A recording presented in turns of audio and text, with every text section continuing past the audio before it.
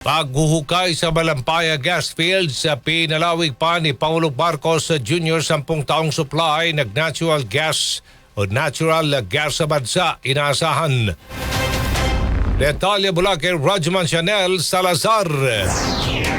Inaasahang aabot pa ng 10 taon ang natural gas na isinusuplay sa bansa ng Malampaya gas field sa Palawan. Sa Malacanang press briefing, sinabi ni Energy Secretary Sharon Garin na palalawigin pa ang drilling sa Malampaya at ang paggawad ng drilling contracts para sa 3 pang balon ng gas matapos aprobahan ni Pangulong Ferdinand Marcos Jr. Ayon kay Garin, sa ngayon ay nakikita ng mga eksperto ang magandang indikasyon ng pagkakaroon ng source ng natural gas sa Camago 3 at Malampaya East 1. Hindi lamang anya ito mararamdaman sa termino ng Pangulo, kundi hanggang sa mga susunod pang henerasyon at sa pangmatagalang supply ng natural gas sa bansa. With this extension, magagawa po ng Malampaya natin.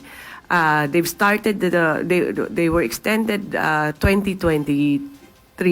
Nag-drill sila today and they will discover this year, they will find out if there is gas there, and they will, if there is gas, pwede na silang magbato ng gas sa power system natin. So 23 hanggang 2026, 3 years lang. Bago rin matapos ang 2025 ay malalaman pa kung may natural gas din ang ikatlong balon na Bagong Pag-asa 1. Oras anya na matukoy kung may natural gas ito, 1 taon lamang ang kakailanganin para i-connect ito sa Malampaya platform at makapagbigay na ito ng dagdag na supply ng kuryente sa bansa sa 2026. Kasama mo sa DZXL RMN Manila, Radyo Man Chanel Salazar, Tatak Arimen.